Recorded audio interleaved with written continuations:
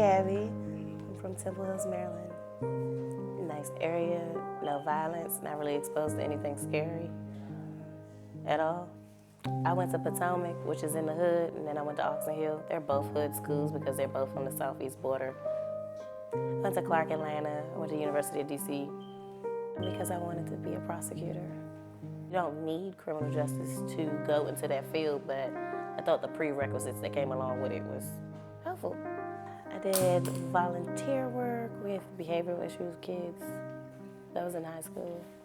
I have siblings that have behavioral issues, so my siblings have my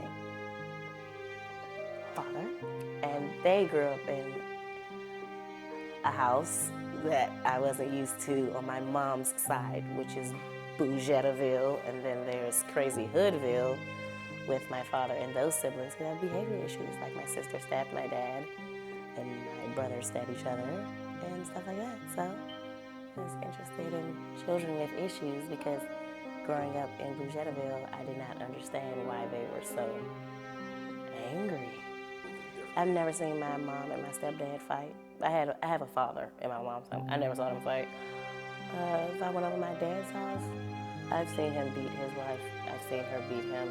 I've seen the cops come at like 4 or 5 o'clock in the morning. I've seen blood in the middle of the night. I would never see that at my mother's house. I've never seen anything yell at my dad. My sister ran away a couple times.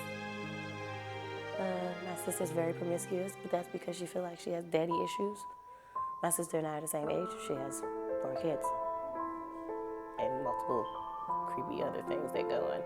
And then you have my brothers that saw their dad beat their mother, so now they do things like little crazy Eminem children. But I substitute all that in my head with happy thoughts because I used to have to bounce back and forth between realities. So my 3 siblings have their mother, and then I'm my mom's only child, and I have a stepbrother. I mean, to naturally watch another woman like beat on my father, and it was just times where he was just sitting there getting beat on. I mean, I only seen him hit her twice, and I don't think any woman deserves to be hit.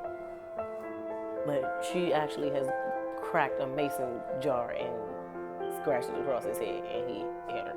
So I think the hardest thing I ever had to witness, all the siblings weren't there, and my stepmom, I really loved her, and I loved him. And I saw her stab him, and I saw him stab her back. When they called the cops and they asked me what happened, I nicely was just like, I don't know. So I think that was the hardest thing I ever had to deal with, because it was like 4 o'clock in the morning. I told the cops I don't know who stabbed who. And the cops tried to put me in therapy, and then I had to not tell my mother because she wouldn't have let me go back over there. Oh, it was crazy stuff going on over there. But I went to therapy with my mom because she thinks it's weird that I can block bad stuff out of my head, but I think everybody can. Oh, you really need to find your happy place because it's just too much for a job. You like really gotta go find your happy place. So like my sister, she used to be like, I think it's awkward that you, like she used to break out in tears and go somewhere and stress out over it and smoke and drink and do stuff like that versus me. I'd turn on some music and just block it out or find something I really like to do. Like I learned how to do hair early on, and then I got into modeling, which is really popular in the DMV area. Then I played every single sport, so I would think I would tell them to find their happy place. Not there, she kind of went into a bad place. Like she started having sex with multiple people, like she started doing stuff and I tried to stop her, but if you're that close in age, like we're 6 months apart, you that close in age, you really can't tell your sibling what to do. They really don't want to hear it. And that's sad, but I just deal with it because I'm the only one that works with her. But she's a better person for the community. I mean, she has 4 kids now, wonderful, but my sister's never had a job. Her mother never had a job. I believe strongly that you are who you're around, or you are who mentors you or who you look up to. Like, her mother never had a job. She doesn't have a job. She loves the welfare system. Like, she will not work. And there is a clause in the welfare system where you have to get a job or even look like you're trying to work. But then she'll pop out another baby or her benefits about. She's one of those people. She has to be her own motivation. You gotta want better for you. You know what I mean? Even if it's not someone there being a motivation. Because I knew people in school that had babies early on, like my sister did, but they were their own motivation. I never really told my mom what happened over there, but I would just come home and be like, "Ooh, I'm glad I'm home." Or I would be like, oh, I really want to call daddy and make sure he okay, like every day. And she found that it was really weird to want to call him every day and see if he was okay. Oh, I tried weed one time while I was drinking. It was my first time trying it. And I told my mom I was going to jump off a balcony, and she legit jumped on a plane because my RA gave it to me. So don't trust your RA. So you just want to be careful and make your own decisions.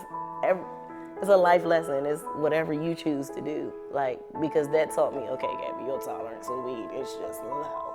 Like, you probably shouldn't do it. Like, because I tried it again and I passed out again. You gotta know yourself, and college is an experience. It's saying find yourself without trying to appease everyone else. Because I never really changed. I've seen people change into stuff they really not. Don't change yourself when you go to college. People should accept you for who you are. And there's so many groups you can fit in college. Just be one of those versatile people that fit in with everybody. That's it.